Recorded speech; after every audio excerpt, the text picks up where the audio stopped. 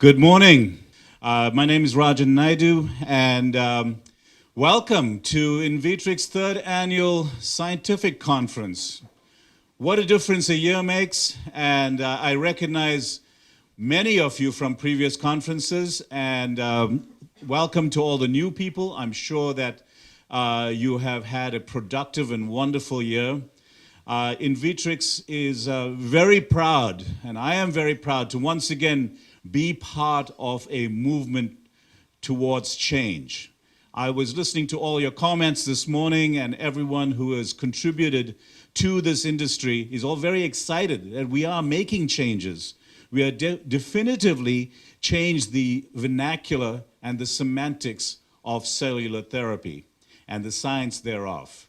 So we're so excited that our speakers and Dr. Kaplan accepted our invitation to attend today, and we are very excited that we can present to you what is in and what is not, and what is appropriate in this day and age. So I look forward to the productive conversations at the end of this session. To begin with, would really love to give you an overview of the company, and I'd like to invite the Chief Executive Officer, Habib Torfi, to the stage, please.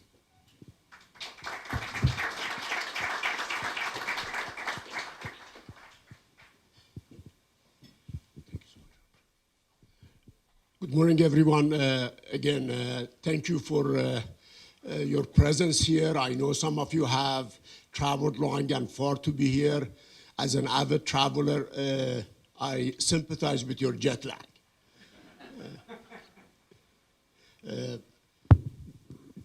As Dr. Naidoo alluded to, I think the space that we are in is exploding, not only here in US, but globally. Early on, Invitrx decided to focus on building a CGMP facility. This is prior to the memorandum from FDA, the 3-year memorandum that ex-FDA Commissioner Dr. Scott Gottlieb put in place. We decided, rather than anything else, really commit to the safety of the product by building a CGMP facility, bringing in a robust regulatory affairs team. And our commitment, again, coming from academia, our commitment was to also build a robust research and development segment in the company. There are 2 areas in the company that is currently are expanding and growing. One, our commitment to quality. Dr. Superna is heading that effort. Those of you who have been around Invitrx know Dr. Ken Berger. To me, he is perhaps the leading cell therapy expert in the area. And we are so glad that, as I said, putting a nucleus of quality system, regulatory affair in place as we go through these challenges with this aspect of our business. But more importantly, I think in the slides here, I like to basically talk about 2 areas that we are focusing on in R&D. One is the exosomal aspect of therapy. 2 is targeted immunocell therapy or immuno-oncology or CAR-T. So we have brought in a group of folks to help really build that aspect of our business, because that is where cell therapy is going, and Invitrx is committed to that aspect and growing the company not only here in US, but internationally. If we can roll the slides, please.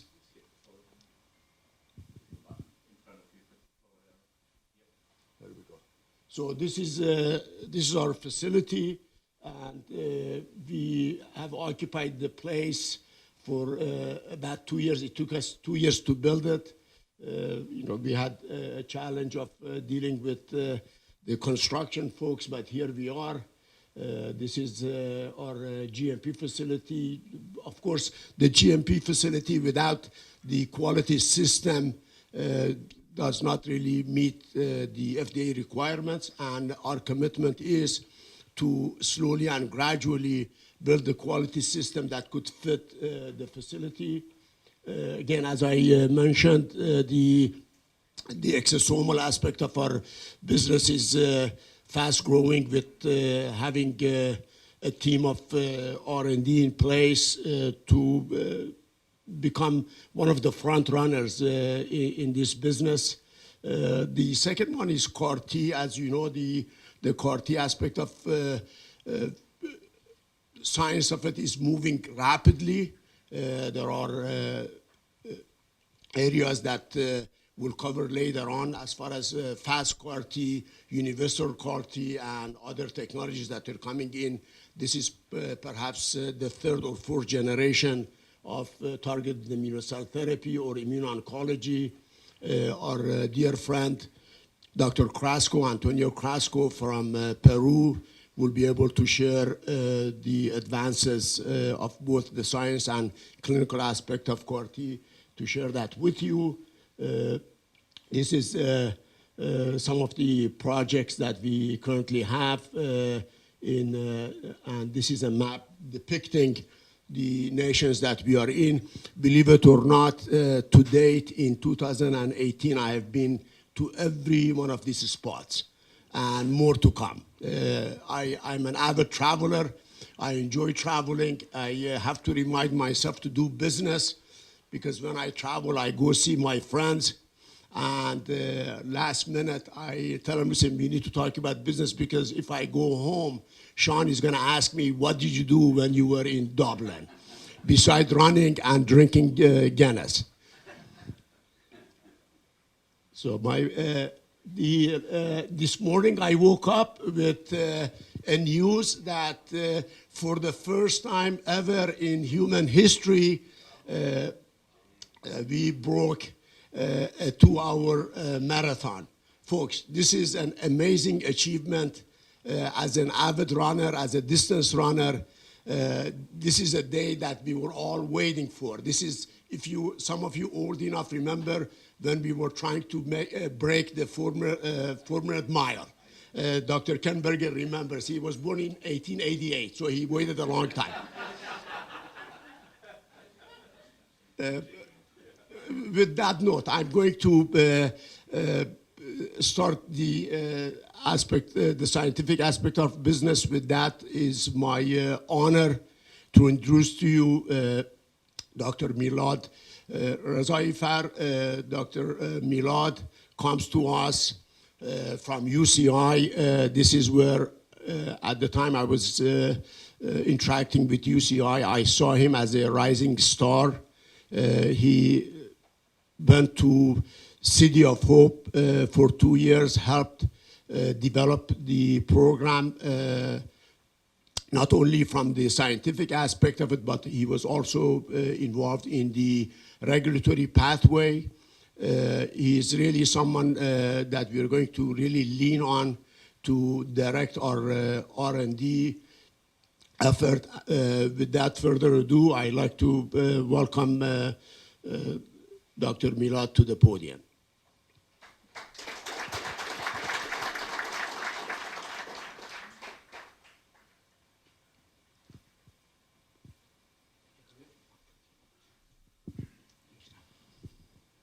Good morning, everyone. Thank you so much, Habib, for a great, introduction. But you forgot something very important about me. So I have a special talent that no one discovered. So I'm very good and expert on spilling coffee on myself on this white shirt before talks. So today I was very cautious not to do that. Luckily, that didn't happen. So if you want to learn how to spill coffee on any surfaces professionally, please come to talk to me after the presentation. So today we will be talking about the CellFree Therapeutics in the context of autoimmune disease. So I started my journey at UC Irvine, where we decided to look into the mechanism that how mesenchymal stem cell or mesenchymal stromal cells do their function.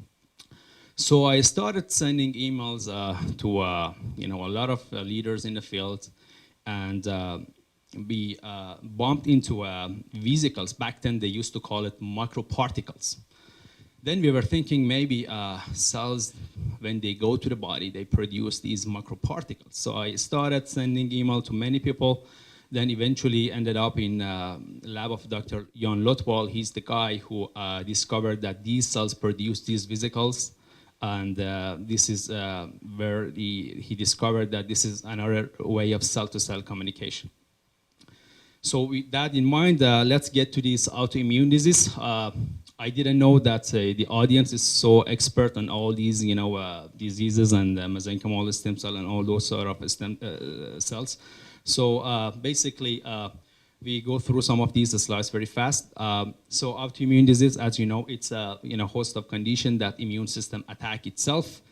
And we have over 100 different types of autoimmune disease. So current therapeutics, as you know, are not working very well. Or if they do come with serious side effects, such as cancer and infection. So the question is, what would be the ideal therapy to talk to these angry cells, angry immune system cells that attacking the host tissue and cells? How can we talk to them? Basically, we were thinking that effective treatment might be find a language to see what kind of way they use to talk and what is their language. And in 2007, Jan Lotwal, as I told you guys, discovered that cells use vesicles to make this communication.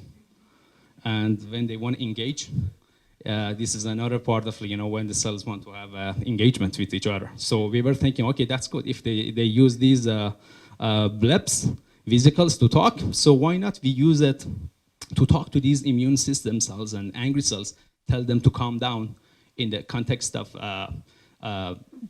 autoimmune disease.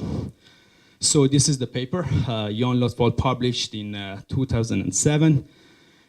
He discovered that cells, all the cells that we know today, release these vesicles. These are basically bleps that carry some information from one cell to the recipient cell.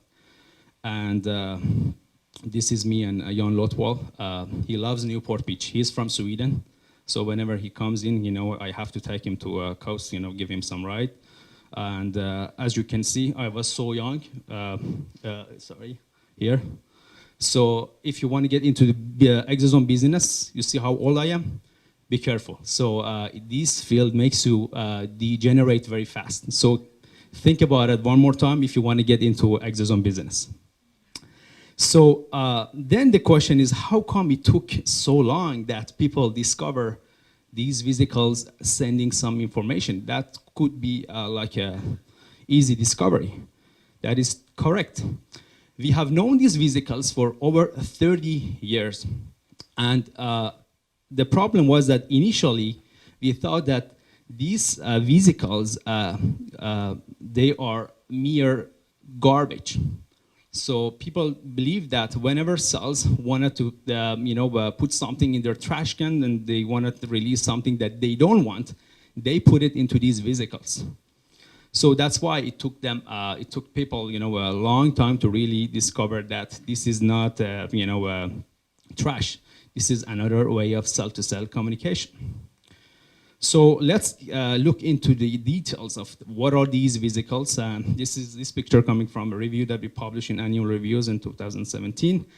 So basically, these extracellular vesicles, so let me touch on the terminology as well. So the right now we call it extracellular vesicles. It's like a broad term for all these different types of vesicle. And one of these type of vesicles are exosomes. So they can use interchangeably. So if I use EV or exosome, I mean the same population. So as you can see here, these exosomes coming from endosomal pathway, this is their pathway that they are generated by any cells, and they are released from the cells. And the beauty with these vesicles is that they are natural complex packages. So they do have different types of lipids. They do have different types of RNA and different types of protein.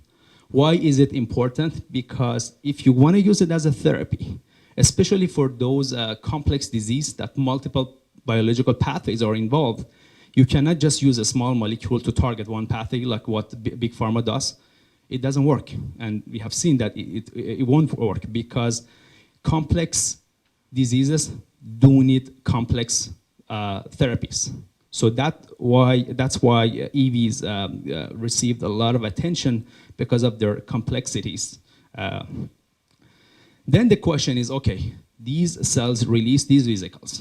What's going to happen after that? So these vesicles, either they are in the media or in the blood. They go and find their target cells, and there are multiple mechanisms proposed that by these EVs uptaken by the recipient cells, and this is how they deliver their message. I don't want to go through the detail, but it's quick. They can bind directly to the receptors. They can get engulfed by the phagocytosis mechanisms, or they can fuse directly and deliver their RNA and protein.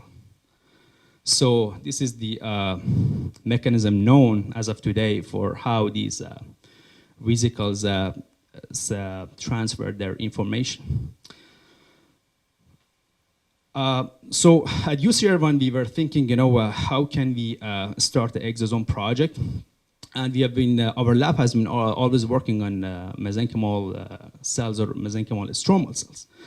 I was a young Ph.D. student, very energetic, enthusiastic. Went to MSc 2013, where Dr. Kaplan lead the conference. I went there, hoping that I can talk to him. He was surrounded by all these big people. I couldn't even talk to him. So today I'm going to talk to him. That's a good chance. So I was just watching him, want to talk to him. I never got a chance. So the other problem was that I was thinking, at least I know what does mesenchymal stem cell stand for. I was thinking it's mesenchymal stromal cells, mesenchymal stem cells. But in that conference, I really realized that I was wrong. So in that conference, I learned that mesenchymal stem cell stands for mesenchymal sexy Kaplan. Seriously, so this is what people say. So I was shocked, I was thinking I'm in the field for like few years, still I don't know what it does stand for. It was crazy. So when I get back to UC Irvine, they asked me to give a report. I said, guys, you don't know even what it does stand for. They said, what do you mean? I said, it's just sexy cells. So we have to take it more serious. So since then, I took these cells and anything related to these cells much more serious. So talking about these cells, as Dr. Kaplan is gonna go through the discovery of these cells. I don't want to, touch on those parts, but initially these cells got the attention that people thought they're gonna differentiate into some lineage, but it took them not a while to realize that one of the key characteristics of these cells that received a lot of attention is their anti-inflammatory properties. That's why many diseases have been treated, autoimmune diseases have been treated with this anti-inflammatory capacity of these cells. So we knew that MSC is safe, so we chose it as a cell, as a model to test our hypothesis. Then we were thinking, what kind of model can we, what kind of autoimmune disease can we choose to test our hypothesis? So we were thinking, multiple sclerosis, what would be a good model, because it's Well, you can argue that it's not an unmet medical need, but I think it is because the therapies that are used for MS, one of them is Gilenya, is 30. It works well, but it comes with serious side effects such as cancer and liver toxicity, and each supply, which is 30 pills per day, per month, it costs like $12,000. So it's insane. How I can imagine, these and many patients that I talk to, they can't even afford the medication. You have to go through some medical, and if you earn $1 more, you are not eligible. So it's crazy. So many people drop their medication because they cannot afford. So. But one thing I would like to mention in this slide is that in multiple sclerosis, as we know, the immune system starts attacking nerves, especially in the brain and for some patients in the spinal cord. So what happens is that for some reason that we still don't know, these T cells in the blood get activated against the antigens on the surface of neurons and bypass blood-brain barrier, go to the brain and start attacking, and they recruit more cells, then that all the damage start. Two key cells are very important in multiple sclerosis pathology. One of them is T cell. The other one is macrophage. These are the bad guys. So remember these two cells, I'm gonna talk about it later on. So T cells and a macrophage are the bad guys. And there's another good guy, which is regulatory T cells, or a Treg, are the good guys. So the Treg suppress the inflammation. The other types of T cells and macrophage, assault these neurons and degrade them and make them go through, apoptosis. So having a safe cell, mesenchymal stem cell or mesenchymal stromal cells in hand and model multiple sclerosis, we hypothesized that, if a stem cell derived vesicles can alleviate the multiple sclerosis symptoms. Also, we hypothesized that maybe these vesicles could be served as a CellFree Therapeutics for MS or any autoimmune disease. So, having that in mind, we started doing the experiments. We started with crazy number of flasks back then, where we used to do ultracentrifugation. So what we did, having many flasks. I can use the laser. I don't even know how to use it. Forget it. So, so we started with this flask, a lot of flasks. Then we collected conditioned media, going through ultracentrifugation, which back then was the gold standard. Still, if you want to do research, it's still considered to be the gold standard isolation method. And then we go through quantitative and qualitative analysis to make sure we isolate these vesicles successfully and they do their job. To make sure we do the isolation right and we characterize, we use different methodology to confirm the presence of exosomes in our preparation.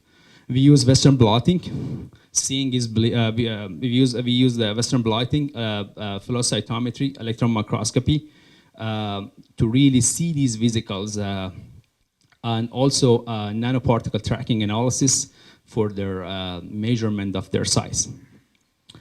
And one thing that we did in this project, we knew that from literature that when you stimulate these cells with interferon, with any inflammatory cytokine, it helps them to be more potent and more anti-inflammatory. So we spike them with interferon gamma as a stimulus to make them more potent. But we didn't know that this is gonna be ended up more potent in our hands, but we just got it from literature. We just want to test to see if stimulating these cells with gamma interferon makes it more potent or not. So this is the piece of data after these isolation of these vesicles. We went through a lot of washes to make sure we remove this interferon gamma contamination, and we did the ELISA to make sure that we don't have any contamination. So this is the most frequently question that I've been asked, about these projects. So they say you have contamination of the gamma interferon, but we didn't have significant amount. So talking about the characterization of these vesicles, one of the ways, was Western blotting, which is basically confirming the presence of certain proteins in the preparation. These are some of these markers that CD81, TSU101, that well accepted for the being as a marker of these extracellular vesicles, and we both confirm for naive without, or native without interferon gamma, or with gamma interferon. So both had the same, the presence of those markers. Then we went on the flow cytometry to confirm the presence of these vesicles. Doing flow is a little bit tricky because these are very small, nano-size, 30 nanometer to 120 or 200 nanometer. So you cannot do it with conventional flow cytometry methodology. So what you have to do is to capture them on some beads. We have some beads, micron-sized beads. We capture them on these beads, and we sandwich them.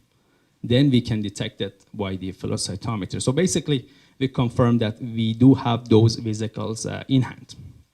And as you know, seeing is believing. We went on to do electron microscopy on these vesicles. So as you can see, these are the electron microscopy images. And we also confirmed the presence of these markers that I showed with Western blotting on these vesicles. These black dots are the confirmation that they have CD63. It's one of the well-known marker for these exosomes.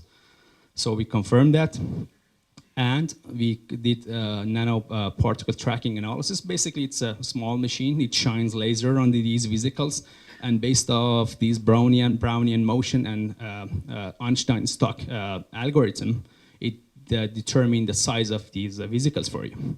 So, and we did that as well to really see what are the size. So as you can see here, the size distribution is around, I think, 30, 40 nanometer, all the way down to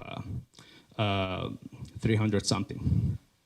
So then we asked the question, so far we knew that we successfully isolated vesicles and we completely characterized it. Then we asked the question, does it have any function? So the function really starts with what kind of disease you want to go after. That determines your function. So we wanted to go after multiple sclerosis, which is an autoimmune disease. So ideally, we wanted these vesicles to be immunosuppressive. So what we did, we just did a CFSC assay, which is a very standard way of showing the suppression of the immune system. So what we did, we isolated PBMC, which is the pool of blood cells,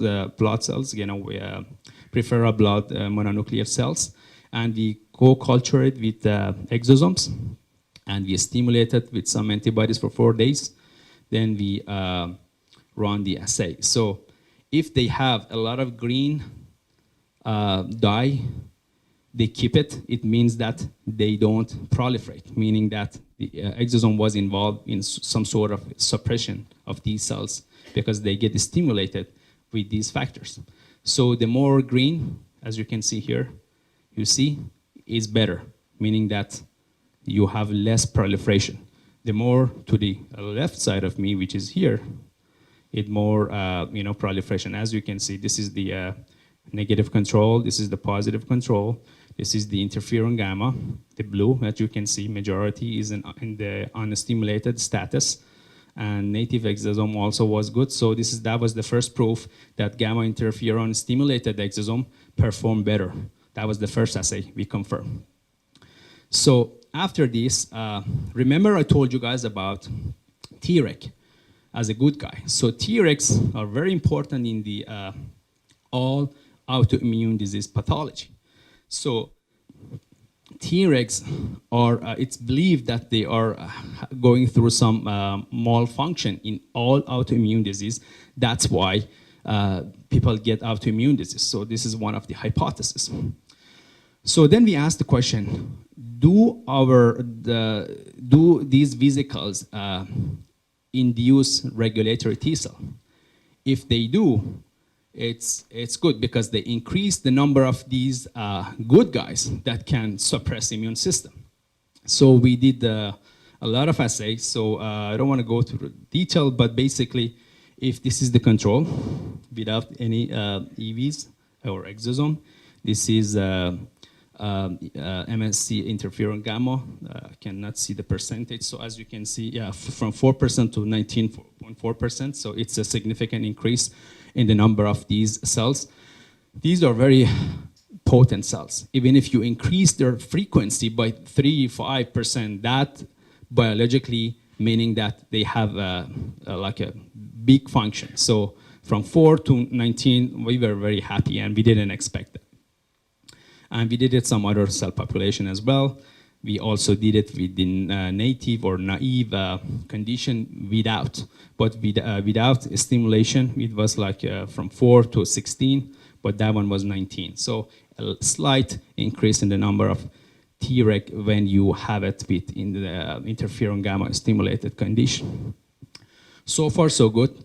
We show that it induces regulatory T cells. We show that it suppresses PBMC activation. But this is all in vitro. So many people don't like to see or are not convinced that these have functions. So we went further. We asked the question, if we have this multiple sclerosis animal model, if we inject it to the animal model, what's going to happen? So to do that, we first had to use this mouse and generate the model. So the gold standard that FDA used for any therapeutics for multiple sclerosis, it's an animal model called EAE, experimental autoimmune encephalomyelitis. So what we do, we just inject some toxin to the animal, and in time they get paralyzed. Once they get paralyzed, then you can do your treatment. So in our hands, they were mostly paralyzed, and the severity of their paralysis was at its most at day 18. So we were thinking, okay, we're going to use day 18 as the day where we inject these vesicles. And after day 18 till day 40, we do the scoring by hand and give them some scores. The score is going to be from 0 to 4. 0 meaning that it's healthy, they can walk, they can eat, drink, and 4 is dead. So basically, this is what we did. We had these exosomes from our cells, isolated, injected to the mouse model. Then we see to see what's going to happen. So this is the video of these. One of the videos that I have is this is showing the PBS, which is basically the control animal, which is completely paralyzed. And this is the after one injection of interferon gamma exosome. As you can see, the control mouse cannot even drink and eat, but the exosome treated one can walk successfully, and this is the average score. I had some of them, they were literally running in the cage.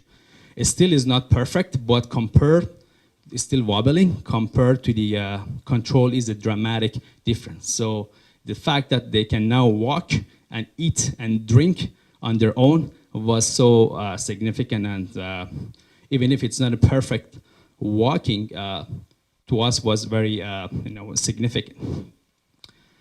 Then this is the quantification of the data. So one thing we were really interested to test was that what about the cells? Because we do see a lot of exosome people.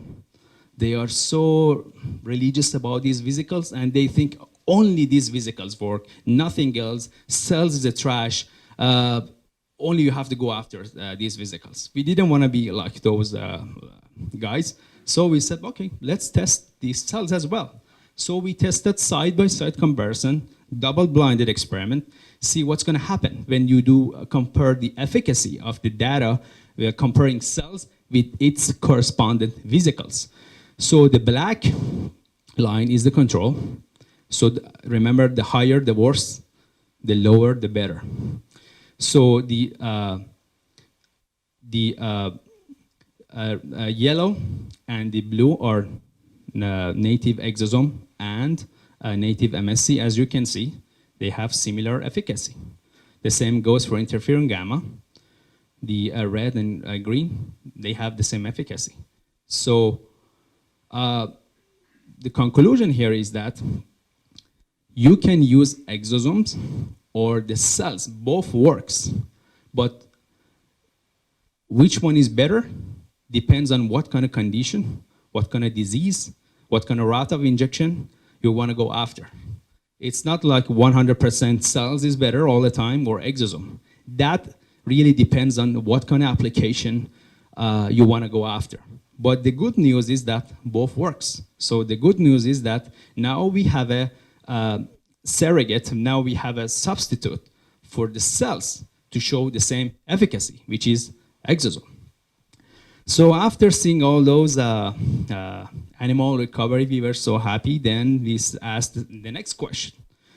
The next question was that to really look into these animals, to see what is really going on in these animals. And the first thing that we looked at was the myelination, because myelin is involved with disease recovery, and we were thinking, what would be the, myelination? This is the PBS control. This is native exosome. This is interferon gamma. As you can see, demyelination is a lot more, the more the blue, the better. We use a special dye, which specifically stain the myelin. So the more the blue you see in these areas are the better. So as you can, and the red areas are the degenerated, or degraded myelin. So PBS have more, less on native, and less on interferon gamma exosome. So that was good. Then we asked, okay, previously, if you remember, we showed that we suppress PBMC. Then we asked, okay, let's look into some of those immune system as well. And if you recall, I just mentioned that one of the bad guys are macrophage and T cells. These are the bad guys which attack these myelin. So we decided to look into the spinal cord, looking to see what are the percentage infiltration of these cells into the spinal cord. So we look at macrophage and T cell infiltration. These red dots are the activated or infiltrated macrophage or macroglia. So the more they swallow, the more they are present, meaning that they secrete more factor to chew and degrade the myelin. So the less, the better. So this is the PBS control. You see we have tons of these cells. And this is the native exosome and interferon gamma exosome. They have significantly less infiltrated bad cells or macrophages into the spinal cord. We also look at CD4 and CD8 cells as those bad guys. So we do see significant reduction, as you can see here, for CD4, CD8. We do see significant reduction in the infiltration of these bad guys into the into the spinal cord. So for some reason, exosome treatment stopped the infiltration of these cells into the spinal cord. And this is why we think it helped with the recovery of those animals. Then the next question was that, how about Treg? So Treg are the good guys. As I mentioned, the more you have them, the better. In the previous slide, we showed that we increase the frequency of these cells in vitro, but we asked the question, how about in vivo, in the animal?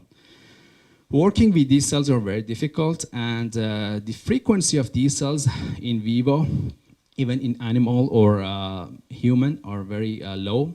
So working with them and detecting them was very difficult. So this set of a slide that you can see, it took me almost a year to finish and come up with the ways to really detect these cells. So basically, for the first time, no one have ever done these detections. People use flow cytometry to show these cells, increased, but we really wanted to see them in the spinal cord. So for the first time, we show that these exosomes induce increase the frequency of T cells, regulatory T cells in the spinal cord. So these green dots are the staining for those cells. So the more, and these are the areas that the degeneration was happening, and they come in to help to suppress. So as you can see here, this is for the PBS, we hardly see anything, native condition exosome and interferon gamma, and this is the quantification. Also, we did see efficacy with that animal model we saw, but in order to see and stain these cells, we needed to use a special mouse, which is a FOXP3 GFP positive mouse. And that mouse, when you inject the toxin, they get sick much in a more severe level. Then we asked the question, do we see efficacy in this sensitive animal as well? So we repeated all those experiments. We got, surprisingly, we didn't expect that, surprisingly, we got the same data. So showing that gamma interferon gives the best recovery rate, followed by native exosome, and followed by PBS. Surprisingly, a lot of mouse in these groups died because the severity of the disease was so high, but nothing in the exosome-treated one. So exosome-treated one not only helped them to survive, but also helped them to recover and walk compared to the control model. So we were very happy, everything was good. Then another question came up. People asked us, where do they go? That was another challenge. So, and back then there was not a lot of good data in the literature, so we can quickly jump on and do the experiment. Again, this slide took me, I think, 6 months of work. So all those good and bad memories. So being animal facility, I had to feed the mouse before I feed myself.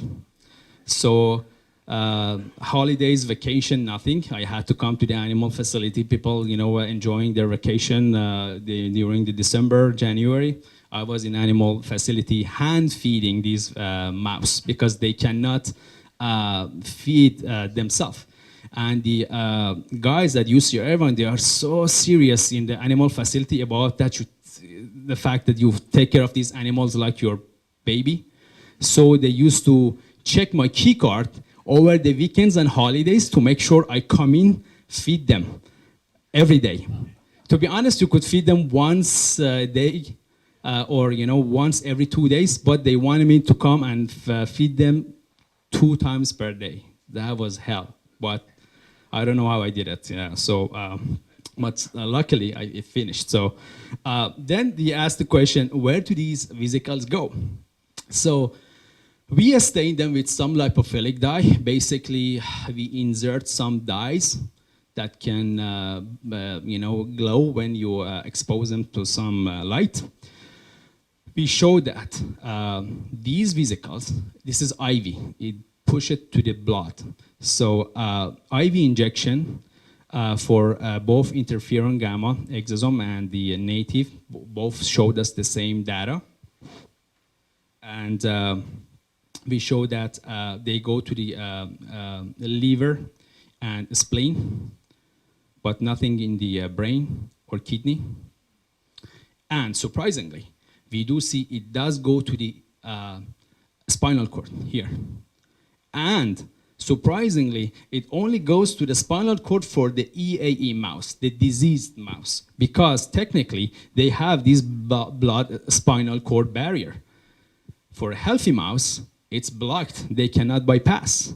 So we didn't see any signal in the wild type healthy mouse, but we did see the signal in the in the disease. So basically shows that they get into the vesicle, they get into the spinal cord, they go to the liver and the spleen, and through some mechanism that we don't know, they suppressed all those inflammatory pathways.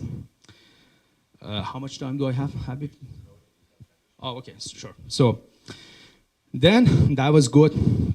We were happy. Then another challenge came. We used to go through a lot of conferences and present every time. We asked some hard question. Once come back to the lab, I had to address that. So I went to a conference, a brilliant guy from Novartis asked me, what is the mechanism of action? I said, well, I don't know, it might take years. It's not my business. I'm just a Ph.D. student. I need to do it right and get this damn Ph.D. So I got back to the lab and brought it up with my boss. He said, you know, Milad, let's attack. I said, okay, let's do it. So they asked us, what is the mechanism? It's very difficult to really determine the mechanism of action, these vesicles, but we did our best to address as much as we could. So I saw a lot of doctors, so that's good. I don't need to go through a lot of these basics, but we know for any medication, a drug, it consists of two parts: active ingredient, which is the actual drug, and the excipient. Excipient is the non-drug portion of these, like a tablet when you have some like salt or sugar. This is called excipient. And the active ingredient is the actual drug. But how can we have that for vesicles? The problem with vesicles is that active ingredient is lipid, protein, RNA. Excipient is lipid, protein, and RNA. So it's very difficult to really address that. Then we came up with I think that was a brilliant idea. I don't know how I did it. Actually, I stole it. Actually, to be honest, I stole it from Jan Lotwal, my previous boss. So he gave me that idea, but I optimized it, like bring it up to a whole another level. So what we did, we asked, okay, let's simplify it. We used KISS principle, keep it simple. So we decided to use this KISS principle in this assay, say, let's ask a very simple question. Is it RNA or is it protein? Nothing crazy. I said, oh, okay, so how can we do that? We knew that we can degrade and, RNA with UV. UV, it's known to degrade for involving RNA degradation. So we decided to shine UV on these exosomes, then do the functional assay. This is what we did. But Jan Lotwal told me shine UV for 1 hour. I did it. I basically, it was well done. So it was like burned. I burnt them. So super well done. So it was so chewy, we couldn't even eat it. So then we decided, let's make it like easier. So from 1 hour, we brought it down to 200 seconds of UV, exposure. So we optimized that protocol, bring it from 1 hour. Imagine how many time points did I check? 1 hour, 55 minutes, 50 minutes, 40, 45, all the way down to 220 seconds. So definitely after the talk, I need a drink. It all reminded me of bad days. So we finally secured the 220 seconds of exposure. Then we confirmed that the RNA is gone to the best of our ability. Then we also confirmed that we have minimal damage to the protein because UV also can, damage the protein. So we showed that we maximize the RNA damage, minimize the protein damage. Then we said, okay, let's test. The Treg induction assay, which we optimized, was a good, way to start. So we basically, previously we saw that they can induce regulatory T cells, increase the frequency. Then we were thinking if there is anything like wrong with them, they probably cannot do the job as well. This is exactly what happened. This is the control, 2.3%. This is the native exosome. It brings it up to 16%, very similar to what we saw before. And then we shine UV, still induced Treg compared to 2.3%. This is the UV treated native. This is the actual native. So from 16% brings it down to 4.9. So what does it mean? One of the ways to justify this is that RNA is involved in their potency because we degraded the RNA. And even if you degrade RNA to the best of your ability, you still see function. So that indirectly suggests that maybe protein is also important. So for years, still people in the field say RNA and protein are the active ingredient, but there's not any solid data to have a proof. That was the first study ever published showing that RNA and protein both involved. Even that is still indirect. It's very difficult. So again, for the gamma interferon, we got the same thing. So from 2% to 22%, and brings it down to 6%. So we show that the function is impaired when we shined UV. That was very good, and we were happy. So then we asked the question, what kind of RNA and protein? So now we know that both RNA and protein are involved. Then we asked the same next question, what kind of protein and RNA are involved? We send our samples for proteomics and deep RNA the sequencing, going through a lot of pain because I had to work with a mathematician. So that mathematician only knew formula, and I only knew biology. So every time we had like 3 hours of a Skype conversation, and he used to get like angry because I didn't understand those crazy algorithm and formula. I was angry because he didn't even understand what protein and RNA is. So it was very challenging. So it took me a long discussion and like 2 years of collaboration to get this experiment done.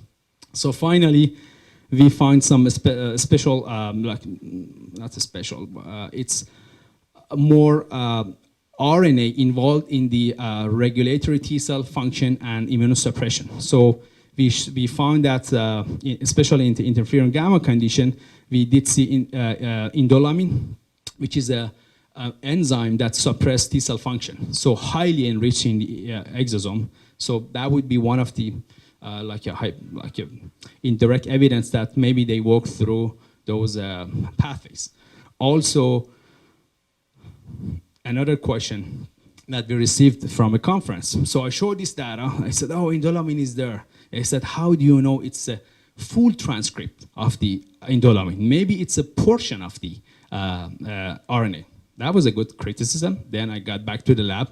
We designed primers for 3 parts of these gene to fully, actually we did 2, sorry, yeah, for 2 parts of the gene, the front and the 3' and the 5', the front and the end. So we confirmed that the full length is there.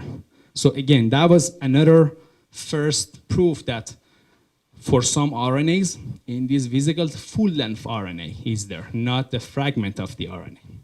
So that was also, we were happy with that. And we confirmed, we saw a lot of microRNA in those vesicles. I'm not gonna go through detail. We confirmed the presence of those microRNA in those vesicles. And we did look at the protein. We did some interesting protein like galectin-1. Galectin-1, surprisingly, has been suggested for the treatment of many autoimmune diseases because it's a potent anti-inflammatory molecule. And we find it in our EV preparation. Then another conference, and so every conference that I used to go, I had to come back with a new experiment. So I went to a conference, I asked, showed this galectin. They said, how do you know it's there? I said, it's confirmed with these damn, techniques. It's very well known. I said, no, you have to do Western blotting. We want to see it. Seeing is believing. I said, okay, if you want to see it, then let's do it. So we were lucky to get that galectin. We tested with 3 different donors of exosomes, so we confirmed that galectin is there. So we showed the galectin is there, and as you can see, galectin is involved with a lot of anti-inflammatory processes. Then this is the first conclusion. So I'm gonna go through this picture like for 2 hours because I paid a lot of money to the graphic designer to design this. So you have to bear with me. And I drew it with hand, and it took the graphic designer for like I think 2 months to make it perfect. So what we did, basically, we injected these. This is the summary of all those pain. So I name it pain picture. So the pain picture depicts that we have these stem cells. We isolated the exosomes. We put it into the animals. Goes to the spinal cord that I show you data. It suppressed macrophage. All those the red cells we do see decrease. Induce those green ones, which is Treg, and myelination, those blue. So and this is how we think they do their function. And remember, I showed you we only see it in the disease EAE spinal cord. This is how they bypass. The blood spinal cord barrier is disrupted in these animals, and this is how they bypass. And these are some of the molecules that we found. Finally, the paper was published in ACS Nano. It received a lot of attention, luckily, and a lot of news. So we were so happy for that. Then once I joined City of Hope with all those basic biology background, I said, that's good, Milad, but this is a different animal. This is a different game. Don't think you know a lot about exosome. I said, for sure, let's do it. So there I realized that I don't know anything, because now we wanted to do a clinical trial. Then I was thinking, oh my God, all those stuff that we've been using could be useful, but it's the whole different scenario. So this is coming from a paper we published with some of these leaders in the field.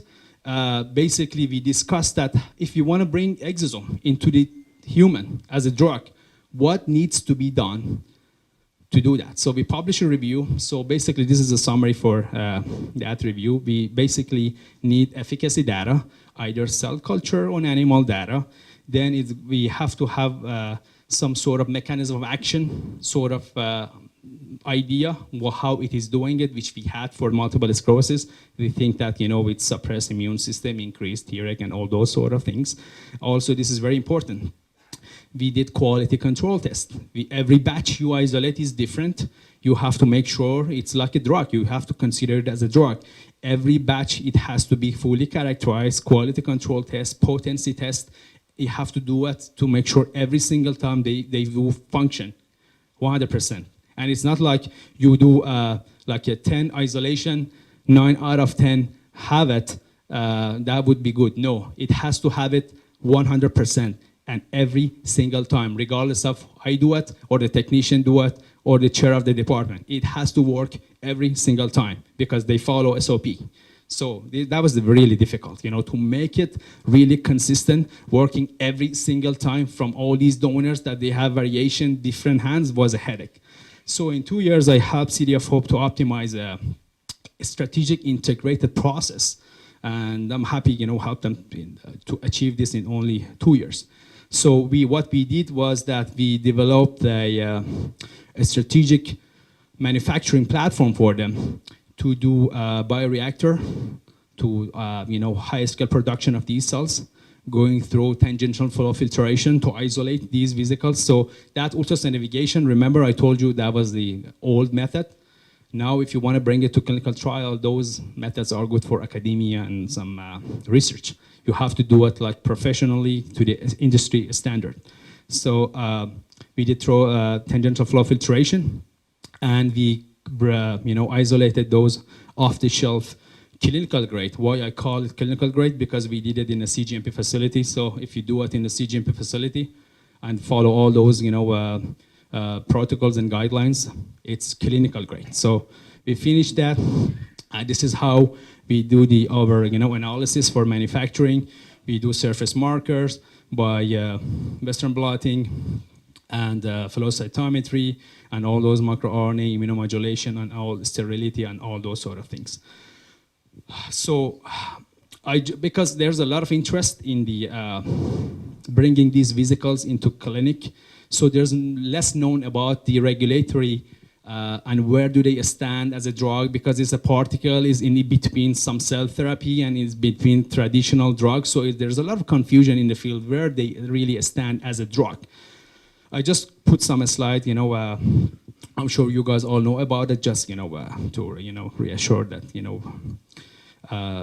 convey the message. So where do they stand in terms of regulation as a drug? They are considered as biological medicine. So what does biological medicine mean? Basically, it's a medicine that contains one or more active substances, which is true because they have RNA, protein, lipid, and all those sort of things. And they could be derived from a biological cell, which is we derive it from stem cells.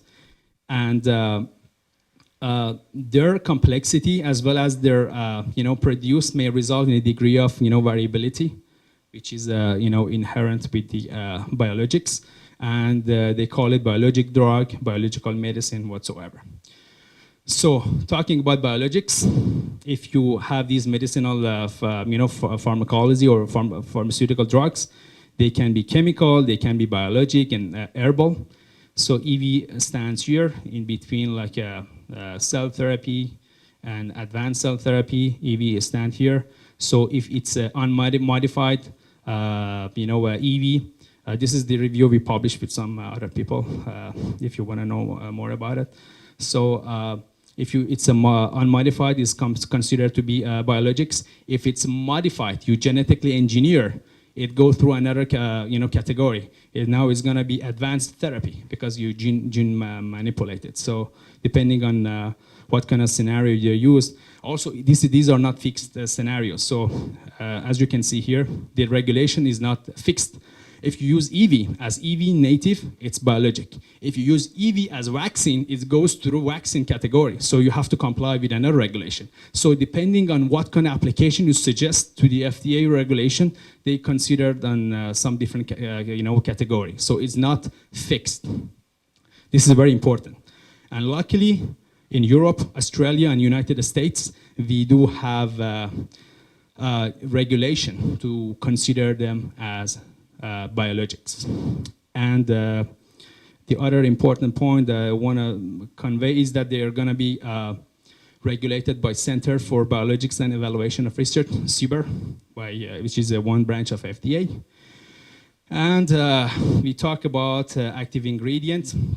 It's basically when you submit to FDA, they want to know a little bit on the mechanism of action. You cannot just show all those data. You should have a kind of idea how it works. So on the best of your ability, and they know you cannot 100% address that, so it's better to have some mechanism of action in mind. And this is the release criteria, which is very important. If you want to bring it as a drug, it has to be product definition has to be clear, purity, impurities, excipient, all those sort of things that we discussed, hypothesis, mechanism of action, microbiology, contamination. And as for the exosome, we have to make sure we do the quantitative and qualitative analysis, which is count, size, potency assays, microRNA, or those sort of things, as well as these contamination with microbes. And lastly, I want to discuss about a little bit on the pharmacology side of it. 2 minutes? Okay, sure. So if you want to consider it as a drug, you have to consider the safety, shelf life, identity, potency, purity, quality. All those has to be addressed if you want to bring it to patient. And the interesting for this EV is that the way you culture the cell can determine what kind of molecule you get into the EV. So if you use a special conditions to culture your cells, the product gonna be different. That's why in the field they say the process is the product. What does it mean? It means that the way you culture the cells, the way you isolate, the way you do every single step along the way, that determines your product, which is very different from what we know as a traditional drug. So hopefully, soon there are gonna be these vesicles, many companies working on it. Hopefully it's gonna be off-the-shelf EV for patients, where when they go to the hospital, see the doctor, they can get off-the-shelf EV, or if it doesn't work, they can get their stem cells, We call it customization. You can customize it for the patient. You can get it autologous stem cell culture, isolate, even modify it to make it more potent, going through those quality control, boom, injected to the patient. So, and this is all the people who was involved with all those projects. So I know you guys are tired, so I want to give you a quotation which gives you energy for the rest of the week, not the day. So it's a Navy SEAL mantra. So all those people who know Navy SEAL, they know it's a good model to follow. So you have only got 3 choices in life: give up, give in, or give it up. Give it all you have. So with that, I would like to stop. We'd be happy to take any question. Thank you. Thank you so much. Milad is proof positive that us geeks do have a sense of humor. So we have a few minutes for questions, and I'm going to be walking around. Milad, if you could stay up there. Sir. With the mice injections, how are you injecting? Were it intramuscular, IV? I mean, how are you going right into the spinal cord? IV injection for 1 billion particle per mice. 1 billion, yes. You can go to like a 500 million, and we tested like 250 million. It wasn't as potent, so 500 million was a good dose because they are severely sick. If they are not that sick, you can go lower, but they were completely paralyzed, not be able to eat, drink, nothing. So you needed to, boost it with a high dose. The first question is, what's the source of the exosome? What kind of cell source? They were coming. Okay, sorry, the second part of the question is, you mentioned the exosome, normal mice exosome didn't actually cross the blood-brain barrier, but I thought exosome is so small it can pass the blood-brain barrier freely. Very good question. So this is going to be a long discussion. I just give you 2 like sentence short answer. Many people, again, they are religious about EV. They think they bypass blood-brain barrier, at least in our hands. And we published another paper, the fact that to show that do they bypass blood-brain barrier. In our case, it's a no. They don't bypass healthy blood-brain barrier. But yes, if it's disease condition like stroke, multiple sclerosis, where those blood-brain barrier interrupted, yes, of course they can easily bypass, but not for healthy. There's some people in Europe, I don't name, but they are big guys in the field. They claim that they bypass blood-brain barrier, but we don't see it. So best of luck to them. Second question, they're coming from bone marrow-derived mesenchymal stromal cells. Yes, sir. Hi, Milad. Congratulations, nice Thank picture. you. MSc have been involved in carcinogenesis. Most of the people working in the area, are aware of this. For these microvesicles, there is a lot of concern about spread tumor. We know from tumor cells that this is a way how the tumor can spread and disseminate and, produce lymphodepletion, also to produce chemotherapy resistance. What is the knowledge, the current knowledge for these microvesicles in cancer? Very good question. So I personally didn't test it on cancer to see is induced cancer, but there's a few publications recently came out then showing that it does not help to grow cancer. How valid they are, I don't know, but this is what they claim. But this is my personal feeling. If a patient has autoimmunity and the cancer at the same time, you don't want to give it these anti-inflammatory vesicles because it suppresses the immune system. So for those scenarios where the patient suffering from like a cancer and another autoimmune disease, I don't recommend but using these vesicles. But if the patient only suffer from one autoimmune disease, yeah, for sure. But how it really, because they contain some growth factors and stuff, how it helps cancer, it might or it might not. To be honest, I've never tested. So, yes, Dr. Kaplan.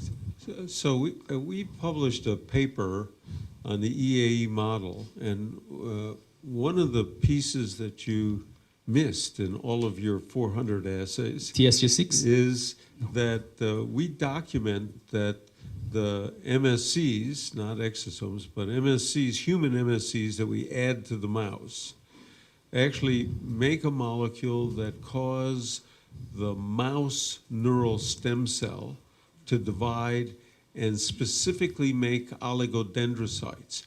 So that's the mechanism for the rewrapping of the naked axons.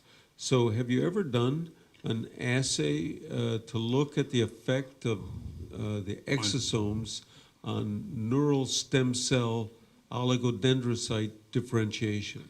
Very good question. Short answer, no, because even though those assays took us like a long time, we didn't really get a chance to really test an oligodendrocyte neurons to see how they're induced, regeneration of neurons. To be honest, I don't know. It may well be another mechanism in conjunction with all those things, remyelination and stuff, anti-inflammatory we see. So even makes it more exciting and, as a therapy because it comes, we call it, multipotent, we call it like multimodal.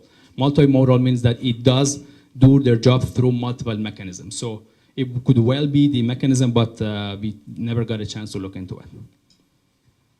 So thank you, Milad, and thank you, everyone. I think there's one more question. Maybe I answer that. We'll have time for one more question, sure.